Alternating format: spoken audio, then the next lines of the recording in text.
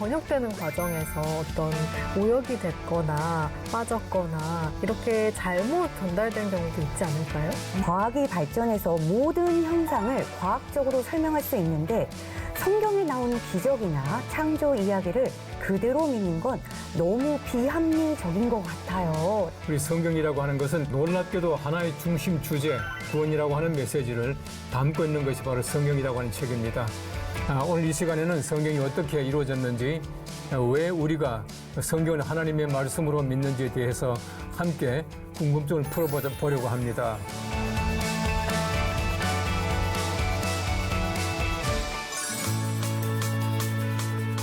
예, 샬롬, 안녕하십니까?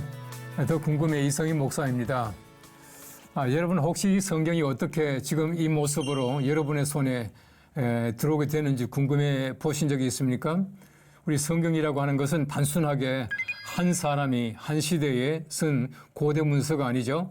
1600년 이상 동안 40여 명의 저자들이 다양한 지역에서 다양한 언어로 기록한 책인데요. 놀랍게도 하나의 중심 주제, 즉 예수 그리스도를 통한 구원이라고 하는 메시지를 담고 있는 것이 바로 성경이라고 하는 책입니다. 오늘 이 성경책에 대해서 궁금한 문제들을 여러 가지 많은 것으로 함께 풀어보고 또 의미를 함께 하기 위해서 두 분 나오셨습니다. 우리 두 분이 한지우 씨 또 맹수지 씨 나오셨습니다. 대단히 감사합니다. 또 반갑습니다. 안녕하세요. 네, 오늘 성경에 관한 이야기라고 해서 기대가 되는데요. 성경은 정말 궁금한 것들이 무궁무진한 것 같아요. 네, 저는 오늘 성경에 대해서 목사님이 무궁무진한 것들을 다 알려주신다고 해서 너무나 기대하고 왔습니다.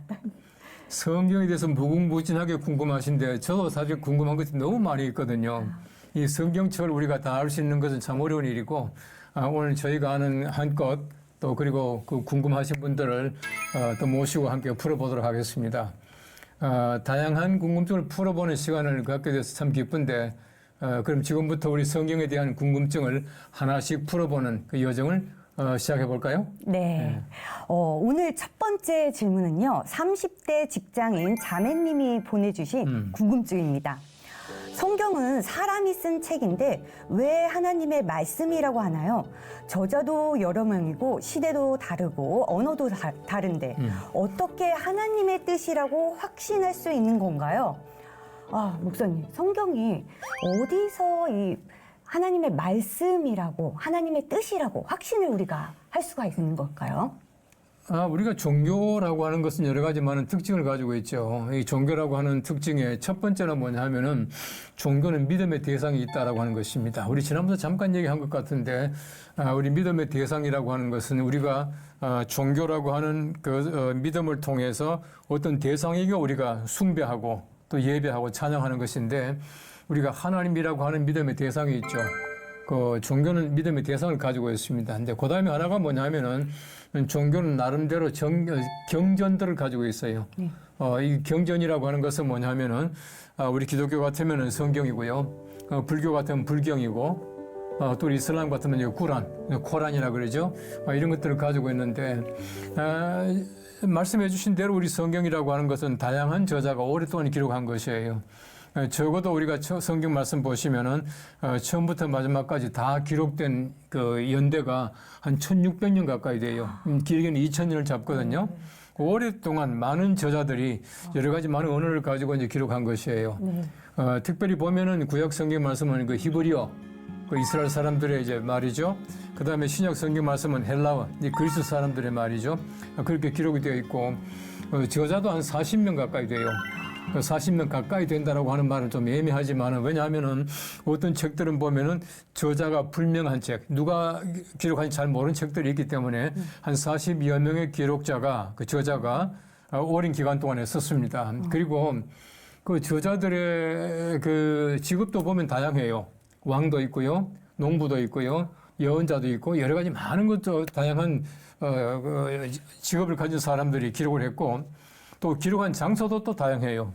유럽도 있고 아시아도 있고 아프리카도 있고 여러 나라에서 기록한 것이지만은 이 말씀에 공통점이 있어요. 그것이 뭐냐 하면은 창세기부터 요한계시록까지 우리가 말하는 성경책 전체가 뭐냐 하면은 예수 그리스도라고 하는 그 인물, 그 인물에 대해서 초점이 맞춰져 있어요. 이 구약 성경 말씀에 보시면은 예수님, 오실 그 예수님을 얘기하고 있고요. 신약 성경 말씀 보시면은 오신 예수님에 대해서 말하고 있고요. 특별히 요한계시록 같은 경우는 다시 오실 예수님에 대해서 얘기를 하고 있거든요. 그런 면에서 볼 때에 1600년 동안 많은 저자들이 썼지만은 초점이 맞춰져 있다. 그 주제가 하나이다라고 하는 사실을 얘기하고 있고, 또 우리 성경 말씀 보시면은 여호와의 말씀이다. 여호와께서 말씀하시기를, 또 여호와께서 이르시되 라고 하는 말씀들이 굉장히 많이 나와요. 네. 3808번이나 계속해서 하나님께서 말씀하셨다, 하나님이 이르셨다, 하나님의 말씀이다 라고 하는 얘기가 계속 나와요. 그런 면에서 사람들이 기록했지만은 내 말이다라고 말하지 않거든요. 네. 예를 들어서 우리 바울이 썼지만은 바울이 내 말이다라고 말하지 않고 하나님의 말씀이다라고 말하고 있고, 이제 구약의 특별히 그 예언서, 그러니까 선지자들의 말을 보면은 여호와께서 이르시되, 여호와께서 말씀하시기를 뭐 이렇게 많이 말하고 있거든요. 그런 면에서 볼 때에 사람들이 기록했지만은 사람들이 자기 말이 아니라 하나님 말씀을 사람들이 대언했다, 대신 썼다, 또 대언 말했다라고 하는 것을 알 수가 있습니다. 그래서 우리가 사람들이 쓴 것이 분명하지만은 하나님께서 사람을 통해서 쓰셨다 이렇게 보는 것이에요. 혹시 뭐 우리가 잘 알고 있지만은요, 우리 옛날에 보시면은 예를 들어서 우리가 그 임금이 어떤 그 글을 써서 소위 말하는 그 파발 이게 이제 보내잖아요. 네. 다른 곳으로 보낼 때가 많이 있어요. 임금이 직접 씁니까?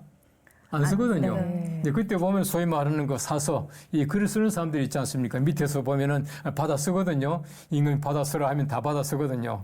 그러나 그것이 쓴 사람의 글이 아니고 임금의 글이잖아요. 마치 우리가 이 성경책도 마찬가지로 하나님의 사람들이 썼지만은 그러나 하나님의 말씀을 기록했다. 그래서 사람들이 쓴 책이지만 하나님의 말씀이다. 그렇게 말하는 것이에요. 예. 그렇군요.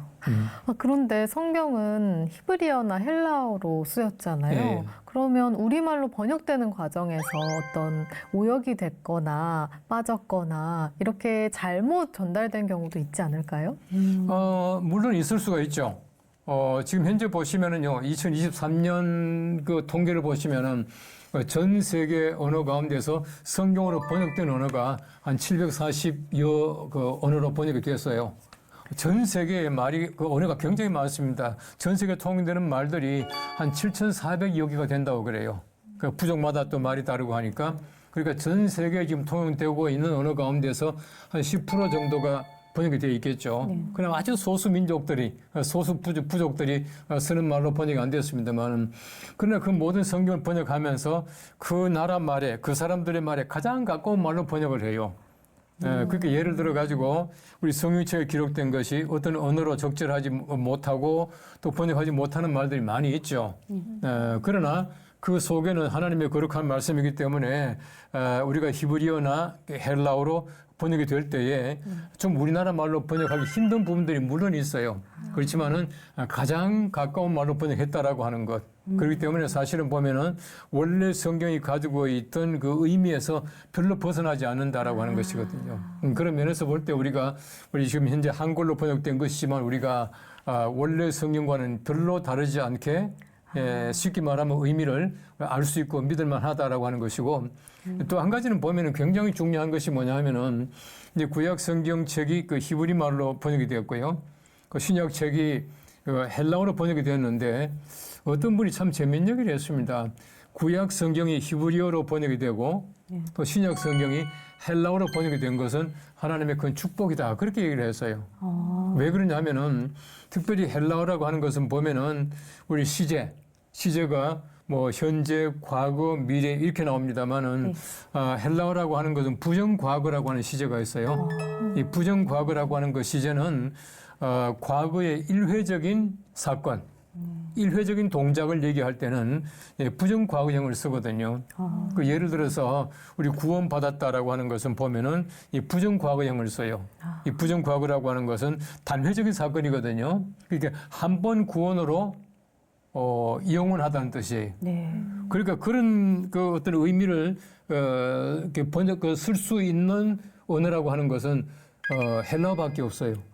네, 그런 면에서 볼 때에 그 헬라어로 성경책이 기록이 되었다라고 하는 것은 하나님의 큰 뜻이고 은총이었다 이제 그렇게 말하고 있거든요. 그런 면에서 우리가 성경을 번역할 때에 그 구약 성경책은 히브리어로 네. 또 우리 신약 성경책은 헬라어로 그리고 이제 이미 뭐 15세기에 16세기에 다 번역이 되었던 킹 제임스라고 하는 그 번역이 있어요. 영어 번역입니다만은 이제 그 번역을 기초로 해가지고 처음으로 이제 우리 한글 성경을 번역하게 되었죠. 네, 그때 번역하게 된 것이 우리 흔히 말하는 개역 성경이라고 하는 것이에요. 네, 그 다음에 조금 또 이제 번역을 해가지고 이제 개역 개정이라고 하는 책이 나오고요. 네. 또 새 번역이라고 하는 게 있습니다. 네. 그리고 우리 가톨릭과 우리 개신교가 함께 번역한 공동 번역도 있고요. 이런 모든 것들이 점차 이제 발전해서 우리 사람들이 말도 그렇거든요. 사람들이 말도 보면 우리 한글이지만은 지금도 100년 전에 한글하고 지금 우리가 쓰는 한글하고는 다른 점들이 많이 있지 않습니까? 네, 그렇기 때문에 우리 성경책도 지금은 계속해서 이제 보완하면서 조금씩 현대어에 가깝게 이제 번역하는 그 작업을 계속 하고 있습니다. 아, 그렇군요. 네. 네, 목사님 말씀을 들으니까요. 이게 말의 모양은 조금 달라도 하나님이 전하고자 하시는 것들은 이렇게 이어져 계속 내려온다는 게 확신이 듭니다. 예, 예. 목사님 말씀 듣다 보니까 예를 들어서 뭐 해외 선교 활동을 가거나 네. 이런 경우에는 그런 언어적인 어려움이 있을 것 같은데 그럴 때도 이런 성경 내용을 전하려고 할 때는 가장 가까운 언어로 그러면 전달을 하는 걸까요? 예, 그렇죠. 그리고 제가 어디서 보니까 그런 생각이 나네요. 어떤 책에 보니까 어떤 그 아프리카 조그만한 그 부족에는요, 감사하다라고 하는 그 말이 없대요. 감사하다는 말이 없는데 대신 감사하다는 말을 내가 안아준다 뭐 그런 뜻으로 표현한다고 그래요. 그래서 성경 말씀 보면 감사하는 말이 많이 나오잖아요. 예를 들어서 항상 기뻐하라, 쉬지 말고 기도하라, 범사에 감사하라, 모든 일에 감사하라 그랬거든요. 네, 맞아요. 그런데 이제 그런 것은 이제 그 부족에게는 모든 일에 안아주라 이렇게 번역을 한다는 거예요. 그럼 그 사람들은 감사하는 뜻이다라고 받는다고 그렇게 말을 하고 있어요. 그러니까 사실은 보면은 성경이라고 하는 것이 그 사람들이 하나님과 우리 예수님께서 우리 구세주다, 또 내가 구원받는다라고 하는 것을 알 수 있게 번역해주면 제일 적절하다고 생각되어져요. 네. 그렇군요. 이번 질문은요. 네, 네. 신앙생활을 막 시작한 분의 이야기인데요. 왜 성경은 66권만 정해졌을까요? 그 이외의 책들은 왜 빠졌나요? 혹시 중요한 내용이 빠진 건 아닌가요? 라고 질문을 주셨어요. 왜 성경이 66권으로 이루어졌는지, 다른 책들이 빠진 이유는 어떤 것인지 말씀 부탁드립니다. 예. 우리 성경이요. 원래 지금까지 성경이 구약이 39권, 또 신약이 뭐 27권 이렇게 해가지고 만들어진 건 아니에요. 전부 각각에 있던 소위 말하는 두루마리, 옛날에 두루마리죠. 이 두루마리인데 예를 들어가지고 창세기는 창세기대로, 마태복음은 마태복음대로 전부 따로따로 있었거든요. 이 따로따로 있는 것을 전부 모아가지고 학자들이 연구한 끝에 만든 것이 구약이 39권, 신약이 27권 이렇게 만든 거예요. 네. 근데 구약을 보면은요, 사실은 전체가 다 이제 히브리어로 되어 있는데 그 중에 가끔 아람어가 있어요. 아람어가 뭐냐 하면은 그 히브리어의 방언이에요.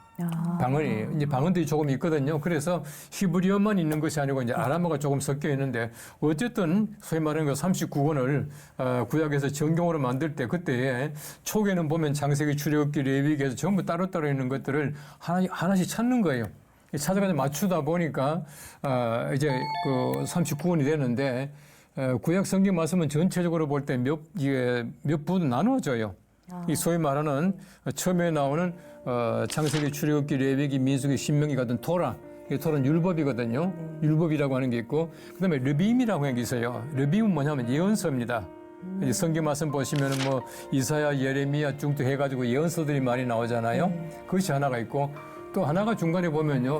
욥, 시편, 잠언, 전도서 같은 흔히 말하는 시가서, 성문서라 그렇게 말합니다. 이건 한 시적으로 만들어진 게 있거든요. 이거 케투빔이라 그렇게 말하는데 이 세 종류로 나눠지는데요. 이 모든 걸 전부 다 모아가지고 이제 배를 맞춘 거예요. 율법서를 제일 먼저 두고 그다음 역사서를 두고요. 그다음에 성문서를 두고 예언서를 두고 이렇게 해서 이제 구약 성경 말씀이 만들어지게 되죠. 네. 이 만들어지게 되는데 이 사실은 그 기원 후 그 90년도에 구약 성경 말씀에 그 모든 것들을 모아가지고 얌리아라고 하는 회의가 모여요. 종교 회의죠. 요즘 우리식으로 말하면 총회 같은 이제 회의가 모여가지고 우리 구약 성경 말씀 이렇게 하자라고 해서 만든 것들이 구약 성경 말씀 39권이에요. 네. 그러니까 신약 성경 말씀을 이제 마태복음부터 해가 쭉 이제 나오는데요. 신약 성경 말씀도 마찬가지예요. 신약 성경 말씀도 마찬가지로 그 이후에 하나씩 모아지는 거죠. 모아져 가지고 이게 이제 배열이 돼 가지고 마태, 마가, 누가, 요한 쭉 만들어지게 되는데 여러 가지 많은 과정을 거쳐요. 많은 과정을 거쳐서 이제 387년에 카르타고라고 하는 회의를 모입니다. 회의를 모여가지고 이 카르타고 회의에서 신약 성경 말씀은 27권 이게 바로 정경이다 그렇게 말을 해요. 이 정경이란 말, 그 캐논이라고 하는 말인데 이 정경화 과정에서 여러 가지 많은 논의를 거치죠. 이거는 정경으로 가치가 있다. 이거는 정경이 아니다라고 이제 빼내기 참 많이 있어요. 지금도 보면요, 가끔 보면은 재미있는 옛날 그 성경들이 이제 발견되게 돼요. 그러니까 이제 성경이라고 말하지만은 지금 정경은 아니에요. 근데 그 이후에 보면은 뭐 유다복음이라고 하는 것도 있고요, 도마복음이라는 것도 있고 여러 가지 많은 게 있어요. 근데 그 모든 것들은 보면은 정경으로서의 가치는 없지만은 그러나 우리가 정경을 설명하고 해석하는 데는 상당히 많은 도움이 된다라고 하는 책들이 있거든요. 이 책들을 바로 이제 외경 혹은 위경이라 그렇게 말을 해요. 그 외경과 이제 위경이 있는데 외경은 7권이에요. 7권. 7권이 있는데 우리 가톨릭 교회에서는 66권 정경 외에도 7권의 외경을 더 해가지고 42권을 정경으로 칩니다. 어쨌든 우리가 성경 말씀이라고 하는 것은 이런 여러 가지 많은 과정을 통해서 오는데 굉장히 중요한 점이 하나 있어요. 자, 그러면 우리가 과연 왜 이거는 정경이고 이건 정경에 들어가지 못하는 외경이 됐냐 하는 것이에요. 이 정경이라고 하는 것은 보면은 그 내용이 아까도 말씀드린 대로 창세기부터 요한계시록까지 쭉 하나의 일관성이 있어요. 일치되는 점들이 있거든요. 그런데 보면은 외경이라고 하는 것은 보면은 그만한 가치를 가지지 못하는 것이에요. 분명히 참고는 될 수가 있고 재미는 있지만 그렇지 못한 경우를 많이 가지고 있어요. 근데 그래서 우리가 외경을 정경에서 뺐죠. 그 예를 들어 이런 것이 있어요. 예수님께서 어릴 때 그 기록들이 성경 말씀에는 없지 않습니까? 누가복음에 보시면은 예수님의 12살 때 기록이 나와요. 근데 그전 기록은 없거든요. 근데 어떤 외경을 보면 이런 얘기가 있습니다. 예수님께서 아주 어릴 때에 혼자서 밖에 나가서 흙장난을 하면서 흙을 가지고 새를 만드셨대요. 새를 만들어 가지고 예수님께서 손바닥에 올려놓고는 후 하고 부으니까 그 새가 흙으로 만든 새가 생명이 들어가서 날아갔다라고 하는 그런 기록이 남아 있어요. 근데 그런 기록은 사실 아무 의미가 없어요. 예수님께서 어릴 때 뭐 흙을 가지고 새를 만들고 날아 보냈다. 그게 무슨 특별한 문제는 아니잖아요. 그렇기 때문에 외경에 그런 재미있는 이야기는 있지만은 정경으로서의 가치는 없다 해가지고 정경과 외경을 이렇게 분리하게 된 거예요. 그래서 지금 현재로는 66권이 정경인데 제가 아까도 말씀드린 대로 얌리아 회의에서 구약, 이 카르타고 회의에서 신약을 정경화해서 66권을 만드는데요. 근데 그 정경화 만들 때에 그때의 그 회의에서 하나님께서는 성령으로 감동하셔서 그 성령으로 감동된 그분들이 모여가지고 그러니까 구약 또 신약을 만들었기 그 정경화했기 때문에 바로 하나님의 감동이다 해서 지금은 그 26권만이 정경이다 이렇게 보는 거예요. 그러니까 지금도 예를 들어서 다른 두루마리가 발견되는데 왜 가치가 없냐 하면은 학자들은 그렇게 표현합니다. 지금 현재 가지고 있는 66권만 가지고도 하나님이 어떤 분인지, 하나님이 왜 세상 창조했는지, 예수님께서 왜 오셨는지, 예수님께서 왜 죽으셨는지, 우리가 어떻게 구원받는지, 바꿔 말하면은 예수 그리스도와 우리 구원에 대해서 모든 걸 다 알 수 있다. 그 이상 다른 게 필요 없다. 그렇기 때문에 66권만이 정경이다. 그렇게 말하는 것이에요. 네, 제가 다음 질문을 읽어드리겠습니다. 20대 대학생 청년의 고민입니다. 요즘은 과학이 발전해서 모든 현상을 과학적으로 설명할 수 있는데 성경에 나온 기적이나 창조 이야기를 그대로 믿는 건 너무 비합리적인 것 같아요. 라는 질문을 주셨어요. 목사님, 믿음은 과학을 버려야 될까요? 아니면 다른 길이 있을까요? 여러분, 성경이라고 하는 것은 우리가 볼 때에 제가 지난번도 말씀드린 기억이 납니다. 우리 1편에서도 우리 성경이 그 과학이다라고 네. 말씀드렸지 않습니까? 그런데 성경은 사실은 보면은 비과학적이다라고 하는 사실 자체가 보면은 제가 볼 때는 좀 비과학적이에요. 그 성경을 따져보면 굉장히 과학적이거든요. 네. 그러니까 성경이 우리 현실 문제와 여러 가지 많은 상충되는 점이 있다라고 해서 이게 비과학적이다. 그렇게 말하면 안 되고요. 네. 이 성경은 제가 아까 말씀드린 대로 1600년의 긴 그 기록의 연대가 차이가 있지만은 이제 그럼에도 불구하고 이 성경이 하나로 일관되었다라고 하는 것은 굉장히 중요한 의미를 가지고 있어요. 그것이 뭐냐 하면은 이 성경이라고 하는 것은 하나님의 말씀이다라고 하는 것이에요. 네. 그리고 성경이라고 하는 것은 그 내용을 보면은 굉장히 과학적이에요. 굉장히 과학적인 책이기 때문에 우리가 볼 때는 좀 비과학적인 책이다라고 말할 수 있지만은 그렇지 않고요. 네. 그 성경은 과학이고 성경에는 이런 건 있습니다. 성경 보시면은 예를 들어 가지고 이제 오늘날까지 뭐 어떻게 했다. 뭐 오늘날도 뭐 어떻게 했다라고 그런 말이 나오거든요. 네. 그 오늘날이라고 하는 것은 그 당시에 성경에 기록된 그 당시에 오늘날이라고 하기 때문에 지금 현재는 아니죠. 그런 점들은 차이가 있습니다만은 이 성경에 나오는 진리, 성경에 나오는 그 내용들, 이 내용들은 조금도 우리가 지금까지 달라진 점이 없다라고 보는 것이 옳다고 보는 거죠. 네. 그러면 목사님 방금 말씀해 주신 대로 그 당시에 오늘날이라고 쓰였기 때문에 네. 그럼 지금 현재와는 맞지 않는 부분이 많이 있을까요? 네. 지금과는 맞지 않다기보다도요, 그 당시에 기록된 책이거든요. 예를 들어 우리 역사라고 하는 것은 진리잖아요. 네. 예를 들어서 우리가 뭐 삼국사기라든지 조선왕조 실록 같은 것이 그 당시에 씌워졌다고 지금 우리가 그 책이 가짜다 그렇게 말하지는 않잖아요. 그 당시에 역사를 기록하고 있고 네. 그 당시에 진리고요. 또 우리가 성경이라고 하는 것을 보면은 그 당시에 가지고 있던 그것을 기록하는 것도 있지만은 역사적인 말도 있지만은 진리가 굉장히 많이 나와요. 네. 성경 보시면은. 그 당시에 얘기하고 있던 것이 지금도 그대로 적용되고 있다는 뜻이거든요. 네. 그렇기 때문에 성경이라고 하는 것은 오히려 더 과학적이다라고 말할 수가 있고요. 중요한 것은 뭐냐면은 성경을 보다 보면은 그 속에 이 과학적인 내용들을 굉장히 많이 우리가 발견할 수가 있어요. 네. 성경이 오히려 과학이다라고 보는 것이 옳고요. 예를 들어가 우리가 성경을 과학자들은 더 면밀하게 검토해야 된다고 봐요. 그래서 뉴턴 같은 사람은 성경을 과학보다도 더 많이 높여주고 성경을 더 많이 연구를 했대요. 그러니까 아인슈타인 같은 사람도 그런 얘기를 했습니다. 종교 없는 과학이라고 하는 것은 위험하고요. 네. 과학 없는 종교는 맹목적이다. 그렇게 말을 했어요. 그 종교와 이 과학을 얘기했다. 그래서 이제 과학을 연구하는 사람들을 보면은 우리가 그 성경을 알지 못하고 믿음 없이는 우리가 해석할 수 없는 과학적인 내용들이 너무나 많이 있다. 이제 그렇게 말을 하고 있죠. 네.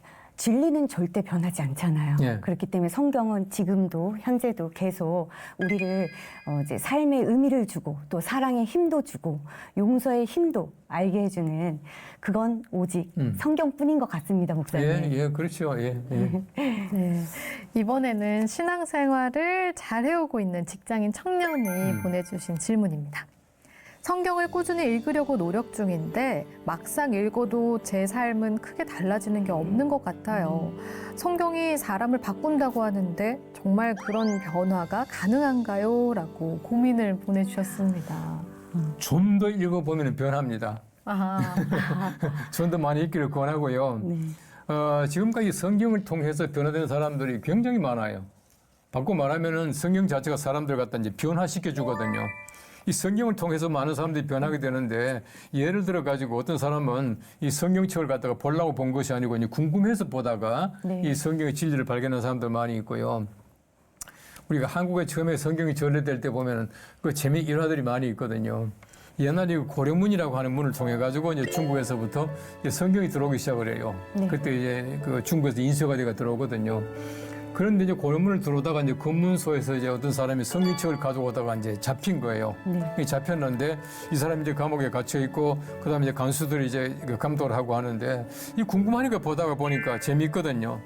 재밌어 보다 보니까 변화가 돼요. 네. 어떤 사람은 이 성경책을 갖다 이제 권해주잖아요. 천도하지 않습니까? 네. 근데 옛날도 그렇고 지금도 그렇고 성경책은 이 종이가 굉장히 얇고 그렇잖아요. 네. 그러니까 이거 뭐 별로 필요 없는 거 책 같다 해가지고 전부 찢어요. 전부 찢어가지고 이제 벽지로 만들었어요. 이 벽지로 해가지고 벽에 다 붙여놨거든요. 벽에 다 붙여놓다 보니까 천정도 성경이고 벽도 다 성경하니까 누워도 성경이 보이고 옆에 봐도 성경이 보이고 하니까 네. 성경을 계속 보다가 예수를 믿게 되었다는 말도 있어요. 지금도 그거 이제 기록에 남아 있거든요. 네. 그러니까 사실은 보면 이 성경이라고 하는 것은 그냥 우리가 꼭 같은 말로 지었지만은 이 성경 성경을 보시면은 하나님의 말씀은 성경이죠. 하나님의 말씀은 살아 있고 운동력이 있다고요. 네. 무빙한다고 움직인다고 이 사람들 갖다 이제 감동한다 이제 그렇게 말을 하고 있고요. 우리가 성경책에 보면 디모데후서 3장 말씀에는 모든 성경은 하나님의 감동으로 되었다 그렇게 말하고 있어요. 하나님의 감동이라고 하는 말은 하나님이 숨을 불어넣었다는 뜻이에요. 네. 하나님이 숨을 불어넣었다는 얘기는 뭐냐면 하나님께서 살아있게 만들었다는 얘기거든요. 네. 하나님이 사람을 만드실 때 처음에 이제 그 흙으로 빚어가지고 하나님이 숨을 불어넣으시니 사람이 생명되었다 그렇게 말하잖아요. 살아있는 존재가 되었거든요. 네. 꼭 같은 말입니다. 이 성경책이라고 하는 것도 우리 가나다라 똑같죠. 꼭 같은 한글이지만은 이 속에는 하나님께서 숨을 불어넣어서 그 영이 있어요. 그래서 우리가 성경책을 보다 보니까 변하게 되었다. 이제 그렇게 말하고 있습니다. 저도 성경을 아마 수백 번 봤을 거예요. 그죠? 많이 봤잖아요. 오늘 아침에도 뭐 성경을 제가 뭐 듣고 있고 한 게 벌써 뭐 수십 장이 되니까 얼마나 많겠어요. 네. 그런데 이 성경이라고 하는 것은요, 한 번 보고 마는 것이 아니거든. 네. 예를 들어서 우리가 소설이라든지 우리 좋은 책들은 보면은 한 번 보고 좀 좋은 책들은 두 번 보고 이렇게 하는데 이 성경 수백 번 보잖아요. 이 수백 번 볼 만큼 가치가 있다는 것이거든요. 네. 우리가 한 번 보고 마는 책이 아니고 수백 번 본다라고 하는 것은 이 속에 굉장히 중요한 하나의 감동을 주는 하나 생명력이 있다는 뜻이거든요. 그런 면에서 이 성경이라고 하는 것은 하나님의 말씀이고 살아있다라고 하는 것을 표현한다는 것입니다. 목사님, 그러면 현재 이 성경을 읽을 때 아무런 변화가 없는 것 같고 또 감동도 없는 것 같을지라도 계속 읽어야 하는 건 맞는 거죠? 그렇죠. 우리 감동 없다고 안 보면 더 감동이 없어지고요. 그 유대 사람들의 말 보면 재밌는 말이 하나 있어요. 그것이 뭐냐면은 이제 기도하잖아요. 네. 기도에 성과가 없을성 싶으면은 더 열심히 기도하라 그랬어요. 네. 그러니까 사실은 보면은 아이 성과 없으니까 이제 그만하자 그것이 아니고 더 열심히 기도하라 그렇게 말했거든요. 네. 우리 성경도 마찬가지입니다. 성경 읽어 잘 모르겠으면은 더 열심히 읽어야지. 네. 또 열심히 읽다 보면 우리가 감동이 올 수가 있고 알아지게 된다라고 하는 것이에요. 네. 우리 공부도 책도 마찬가지거든요. 책 읽어 잘 모르면 두 번 읽고 세 번 읽고 뭐 하잖아요. 네. 두 번 읽고 세 번 읽고 하다 보면은 우리 그 책의 내용과 의미를 알 수 있잖아요. 네. 성경도 마찬가지예요. 혹시 그 벤허 영화 보셨어요? 네. 그 소설은 안 보셨죠? 네. 그 원래 원작자가 그 루 월리스라고 하는 작가잖아요. 네. 그 벤허라고 하는 그 소설이 있는데 벤허가 원래 제목이고요. 부제목이 있어요. The Tale of Jesus Christ예요. 그러니까 예수 그리스도 이야기입니다. 그게. 네. 원래 그 루 월리스라고 하는 사람이 원래 그 미국의 그 남북 전쟁할 때 남군 장군이었거든요. 이분이 전쟁 끝나고 나서 이분이 외교관도 하고 여러 가지 많은 것을 했습니다만은 이 사람은 굉장히 자기 마음속에 가지고 있던 무신론이 강한 사람이었어요. 그 자기 친구가 있었는데요. 그 친구는 정말 무신론자였었거든요. 그러다 보니까 하나님이 계시지 않다라고 하는 것을 늘 느끼고 있었고요. 더더구나 이 사람은 자기가 이제 그 후에 하나님이 계시지 않다. 이 성경이 엉터리다라고 하는 것을 쓰기 위해서 많은 자료를 수집합니다. 여러 가지 많은 무신론에 대한 자료, 그다음에 성경에 어떤 좀 그 가치 없다고 하는 것을 자료를 많이 만들어 놓고 마지막에 이분이 어떤 생각을 했냐면은 내가 모든 자료를 다 가지고 있지만은 마지막에 한번 성경책을 읽어보고 그다음에 성경이 가짜다. 하나님이 계시지 않다. 책을 써야 되겠다라고 해서 읽기 시작을 한 거예요. 읽다 보니까 이분이요. 성경 읽어내려가는 가운데에 이분이 하나님을 발견하게 되고 믿음을 가지게 돼요. 그렇게 해서 쓴 소설이 바로 변호라고 하는 소설이었습니다. 그 부제목을 붙이기를 예수 그리스도 이야기라고 그렇게 붙였거든요. 이 사실은 보면 성경책을 읽다 보면 변화되고요. 또 성경 읽다 변화된 사람들의 어떤 고백과 감정이라고 하는 것은 수없이 많습니다. 그러니까 감동 없으면 더 열심히 읽으시면 감동 옵니다. 네. 내가 감동과 변화가 없다면 네. 노력이 아직 부족하지 않았나 생각을 해봐야 될 것 같아요. 더 열심히 읽어야겠습니다. 네. 다음 질문은요. 말씀을 더 깊이 알고 싶은 한 집사님의 고민입니다. 성경은 하나님의 말씀이니까 성경만 읽으면 된다고 생각했어요. 그런데 읽다 보면 무슨 말인지 모를 때가 많고 배경 지식이나 해설서를 참고해야 하는 일도 있더라고요. 성경을 읽을 때 다른 자료를 보는 게 꼭 필요한 걸까요? 라고 질문을 주셨는데요. 목사님, 성경을 제대로 이해를 하려면 어떻게 접근을 해야 되는 걸까요? 아마 성경을 처음 보시는 분들이 이게 소위 말하는 성경관, 성경을 어떻게 보느냐 아마 다를 거예요. 우리가 성경 보면은 성경 속에는 역사적인 얘기도 많이 나오고요. 또 성경 속에 보면은 문학적인 얘기도 많이 나오고, 또 성경 속에 보면은 굉장히 소위 말하는 잠언서 같은 그런 어떤 좋은 그 명언들도 많이 나오고 하는데, 사실은 성경이 그렇게 쉬운 책은 아니죠. 쉬운 책은 아니기 때문에 우리가 읽다 보면은 좀 어려운 그런 난해한 구절들이 많이 나오고 내용들이 잘 모르겠는 것들이 많이 나오거든요. 그 사실은 보면은 성경을 많이 읽으면 많이 읽을수록 궁금한 게 더 많아져요. 이상한들이 많아지게 되는데, 그럴 때는 사실은 참고서를 보는 것이 굉장히 좋습니다. 특별히 우리가 성경을 해석하는 책들이 많이 있고요. 또 성경에 나오는 단어들을 해석해주는 책들이 많이 나와 있어요. 그러니까 예를 들어서 사랑하면은 성경 말씀에 나오는 사랑은 몇 가지 종류의 사랑이 있다 쭉쭉 나오거든요. 그런 것들을 함께 병행하면서 보게 되면은 잘 이해할 수가 있고, 특별히 그 역사적인 그러니까 성경이 씌워진 고대 역사책들을 함께 이게 병행해서 보면은 성경이 얼마나 역사적이고 얼마나 이게 좋은 책인가 하는 것을 금방 알 수가 있어요. 그렇기 때문에 요즘에는 그 뭐 스토리 바이블 같은 그런 것도 있고요. 그 성경 해석하는 책들도 많이 있는데 보시면은 뭐 참 좋고, 더 좋은 것은 성경 말씀을 기도하는 마음을 가지고 열심히 읽다 보면은 하나님께서 감동을 주셔서 우리 성경을 잘 해석할 수 있다고 봐지고요. 또 성경 말씀은 제가 볼 때는 많이 암송하는 게 참 좋아요. 암송하다 보면 굉장히 좋은 것들을 우리 많이 얻을 수가 있게 돼요. 그런데 그렇게 해설서나 설교 영상을 참고하다 보면 성경보다는 그 해설서에 집중할 것 같아서 그런 것들이 제 생각을 좌지우지할까 봐 조금 걱정은 되기도 해요. 그리고 어디까지나 참고서죠. 참고서. 우리가 이제 교과서와 참고서는 다르잖아요. 학교 다닐 때 보면 왜 교과서가 있고 참고서가 있잖아요. 참고서만 학교 가지고 다니는 아이들은 공부 못하는 애들이야.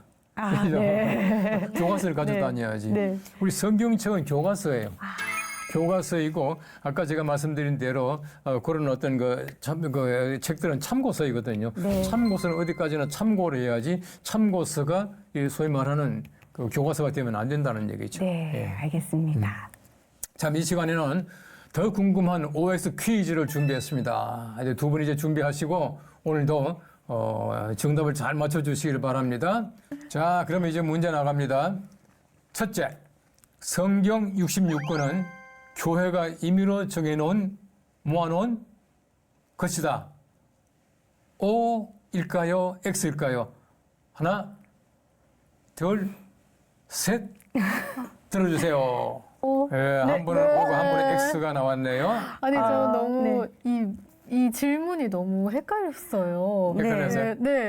앞서 말씀을 해주셨잖아요. 뭐 40여 명의 이제 다양한 직업군의 저자들이 모아서 썼는데, 근데 또 정경화 과정을 말씀을 해주셨고, 그래서 이거를 어떻게 해석해야 될까 하면서 저는 좀 더 정경화 과정에 초점을 맞춰서 생각을 했거든요. 두 분 다 사실 어떤 면에서 볼 때는 비슷하게 맞았는데요. 우리가 교회가 66권을 가지고 정경화했죠. 했지만 임의로 한 것은 아니에요. 이민한 것이 오랫동안 여러 가지 많은 역사적인 네. 또 우리 정경화 가치가 있는가 하는 것을 토론하고 또 의논하고 해가지고 이제 만든 것이기 때문에 네. 임의로 한 것은 아니고요. 네. 제가 아까도 말씀드린 대로 교회 회의에서 만들 때에 이 성령께서 감동하셔서 만들게 하셨다. 그런 의미에서 네. 66권을 교회가 만든 거는 사실이지만은 임의로 만들었다 한 것은 좀 X 같아요. 네. 그렇군요. 역시 자신감이 있으신 이유가 네. 있었네요. 하나님의 역사심이. 네. 네. 자, 그다음 문제 나갑니다. 잘 들으시고 또 들어주시기 바랍니다. 네. 성경은 지금처럼 장과 절로 나뉘어 처음부터 씌어졌다. O일까요? X일까요? 하나, 둘, 셋. 예, 이번에도 OX가 또 따로 나오네요. 예, 두 분이 서로 이제 한 번씩 바꿔 하기로 한 것 같아요. 예, 사실 정답은 X입니다. 정답은 X고요. 성경이라고 하는 것은 처음부터 장절로 나눠진 게 아니고 이렇게 긴 책이에요. 긴 책이고 긴 책인데 이 장절을 뒤에 나눈 거예요. 네. 그래서 우리 구약 성경을 이렇게 처음으로는 이제 나눠지게 되는데 처음으로 이제 나눌 때는 여러 가지 많은 것이 있었습니다만은 장을 나눈 것은요. 그 1장, 2장 하잖아요. 네. 장을 나눈 것은 1227년에 캔터베리 대주교인 랭턴이라고 하는 주교가 바로 이걸 나누었어요. 나눠가지고 원래는 뭐 창세기 전체가 이제 하나인데 네. 1장, 2장 다 나눈 거예요. 그래서 1189장으로 구약을 나누었고요. 네. 그 전체를 나누었고요. 그다음에 절이라고 하는 것은 그 이후에 네. 참 재밌는 것은요. 인쇄공이었습니다. 인쇄공인데 1550년에 그 파리의 그 인쇄업자인 그 스테파누스라고 하는 사람이 31,102절로 나눈 거죠.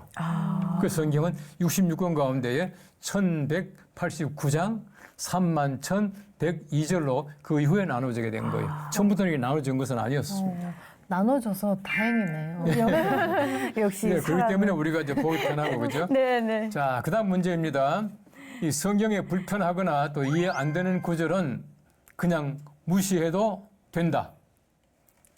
두 분 다 X네요. 네, 예. 이제 하나, 둘, 셋 할 것도 없이 이제 X가 나왔습니다. 네. 맞습니다. 무시하는 것이 아니라 우리 이해되지 않으면 더 열심히 우리 공부하고 더 네. 열심히 보는 것이 필요하다라고 하는 것입니다. 무시하지 말고 네. 우리가 이해 잘 되지 않으면 그냥 믿으시면 돼요. 성경은 하나님의 말씀이고 진리이기 때문에 네. 믿는 것이 제일 중요합니다. 그래서 우리 불합리하기 때문에 믿는 것도 참 필요하다는 것이에요. 네. 오늘 그 규정한 OX를 잘 하셔서 감사합니다. 우리 사랑하는 여러분, 성경은 하나님의 말씀이고 우리의 삶에 변화시켜주는 능력이 있는 살아있는 말씀이 있습니다. 하나님의 말씀을 더욱 가까이 하고 또 그분의 뜻을 따라 살아가는 우리가 되기를 소망합니다. 우리 성경 말씀을 통해서 하나님의 사랑을 더 깊이 경험할 수 있기를 축복합니다. 더 궁금 다음 시간에는 신앙생활 속에서 마주하는 또 다른 궁금증을 함께 나누고자 합니다. 여러분의 삶과 또 신앙에 도움되는 시간이 되기를 기대합니다. 대단히 감사합니다. 다음 시간에 또 뵙겠습니다. 고맙습니다. 청년부 수련회 때 본인은 아무 느낌이 없었다고 합니다. 성령님이 정말 계시다면 왜 저는 아무 체험도 없는 걸까요? 젊을 때 부흥에서 뜨겁게 눈물로 기도하고 불같은 체험을 했는데 과거와는 다른 느낌에 내가 성령 충만한 걸까? 라는 고민을 하게 되셨다고 합니다.